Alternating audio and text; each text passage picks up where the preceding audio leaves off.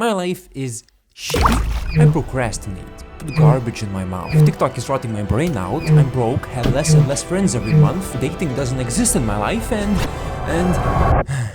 what am I supposed to do? All of this advice out there, but just doesn't work for me. I try to not consume poison, stay motivated, eat healthy, do well at school, relationships, but just nothing seems to work. I don't know, maybe it's just how I'm gonna stay for the rest of my life, and I should just accept it, that no advice really works for me, and there's nothing I can do. What do you think? Have you tried just screaming? Huh? Okay.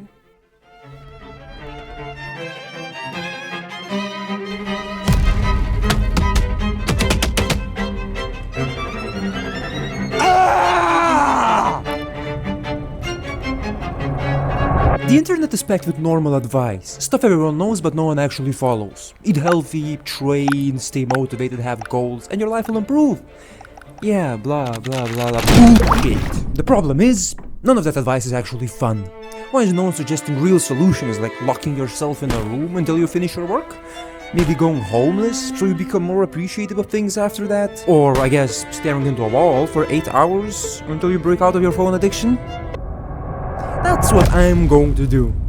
Say goodbye to the left-wing propaganda mass ideas that don't actually work, and welcome in the real advice that everyone else is too scared to try.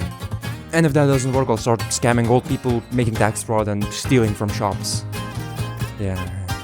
I'm kidding, it's a joke. Yeah. Let's go to the first advice.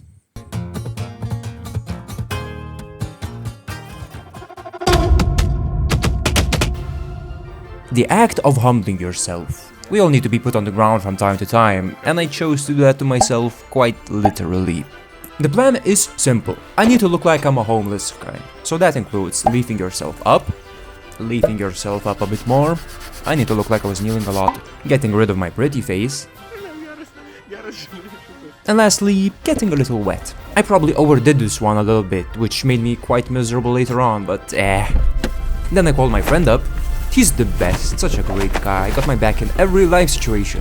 He then dropped me off, and I was on to the streets, all by myself. With part 1 of the plan done, the second part started. Start begging. 5 degrees Celsius, 40 degrees Fahrenheit, not the best, but definitely could have been worse. Before starting, I thought the worst part would be the hunger. Maybe not having a good spot to sleep, the cold probably, but it was actually neither of those. It was actually something completely different and I was not Ooh, money! Thank you, lady! I was saying. The hardest part was not something you would expect. The first lady gave me money 30 minutes in, and then I sat for some more time and this old couple went by. Now, they went by me really eyeing me out, and in my mind I was actually begging the universe that she does not give me money, but she did. So I sat there, took her 20 cents and made up a lie on why I was on the streets. FYI, at that moment I had issues with my wife. I felt so bad talking about it, but at the same time I tried to maintain my homeless look, so I just don't get called out. 5 minutes in and she left, leaving me devastated and feeling like a horrible human being for lying to her. And that was not something I could bear. I packed up my things and left just 2 hours in. So, this weird life advice has some truth to its effectiveness. You will get humbled, but not in the way you think. I'll say that this one is a don't try. Unless you're emotionless and don't care about lying to old people. The thing about being homeless and begging for money is you sit in the same place for a long period of time. And my next advice is somewhat similar to it. That is, staring into a wall for 8 hours without any distractions for some weird benefit after it. So I went with it. No food, no coffee, no computer, no TV or TikTok edits, no dumb YouTube shorts or explicit Instagram reels. Yeah, just me, 8 hours of existing without any distractions.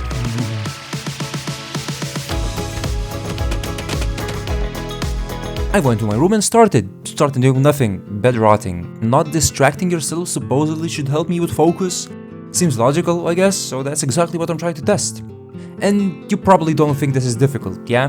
I mean, the first 4 hours were just me being bored, so it wasn't that hard. Just thinking about every possible thing. I wanna watch YouTube, what will I eat later, I'm behind in uni work, I should really catch up on that. Remembering every cringe thing I did, infinite stupid thoughts. Then after a couple of hours, I basically thought about everything I could think of, and my mind started being weird. The boredom kicked in, and I just stared at the wall in front of me, seeing weird patterns. This is the wall I was looking at the whole time, and tell me if I'm wrong, or does this look like Ned Flanders? That's Darth Vader, that's an angry Pokemon, and this one looks like a blob with horns, a sombrero, and oven mittens? Yeah. The last 4 hours, weirdly, I was not bored anymore. I just didn't really think about anything at all. But it was way more difficult than the start. But time didn't stop, even though it was as slow as it could have been, and I somehow finished the full 8 hours of zero distractions.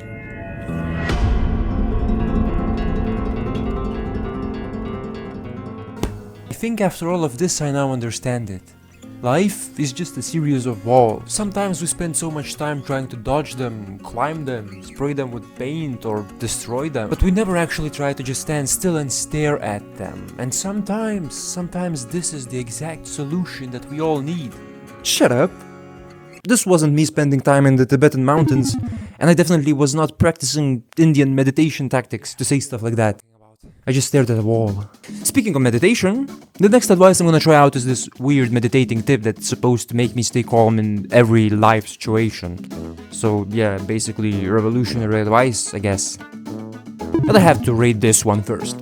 So, not having any distractions for 8 hours, unironically, was actually a really good thing, because in those 8 hours I thought about every single problem I had, and after that there was nothing else worrying me. So I was a focusing machine for a day or two. I'm giving this one a try it out. The next a bit weird, unconventional, crazy, socially unacceptable, I guess, life advice is meditating in chaotic places. I'm in Austria now. I couldn't try out this weird advice where I'm from, so I'm gonna try it out in Vienna. Phone notifications, work deadlines, school projects, Instagram bot accounts liking old posts. Basically chaos. Something always coming up to distract people. They see that meditation makes these distractions disappear. But what would happen if I tried to meditate in the middle of all of this chaos? So I had 3 different locations for testing this. I'll see if I can actually stay focused and not lose eye contact with my camera, while people are walking past me, walking over me, and probably 1,000 different people looking directly at me, judging. I'm better than you, what are you doing here, sitting, idiot? Yeah, not easy and not fun to feel that 1,000 times. It was bearable though, so I sat in my 3 different spots while trying to not break eye contact with the camera. The first spot was the hardest, and the next 2 were a lot easier, and I probably broke eye contact only a handful of times. Also, I wanted to stay in each spot for an hour, but I did not use a timer because I thought it would be fun to see how off my internal clock was. And yeah, the third place looked by far the best. A lot of people, amazing background, and just me sitting counting my breaths, hoping to hit an hour directly. So with all of this, I counted up to 400 slow breaths, and that was my way of knowing if an hour passed. I had no idea if I was right, but I still just finished up the first, the second, and the third spots. And my time actually was completely off. I set for 43 minutes, 24 and 28. So I guess that's a good thing.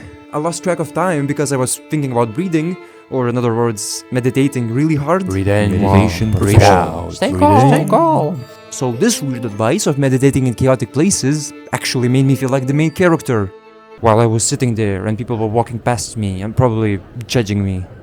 A lot. Therefore, because of the eyes you would get on yourself, I'm gonna say, don't try this one out. You know what will also get people's eyes on you? Doing weird stuff in public, specifically to do weird stuff in public. Giving weird compliments, talking to plants, maybe offering a single Pringle, talking to an invisible phone, I guess. This idea theoretically should not make me feel any embarrassment after doing it. So I went to the streets to try it out. But people were cold, unapproachable, and just did not draw any attention to me. I still tried to get embarrassed in my own dumb voice. And I guess it worked. I got embarrassed, but I'm rating this one a straight 0 out of 10 because there was no benefit afterwards and I had 0 fun doing it.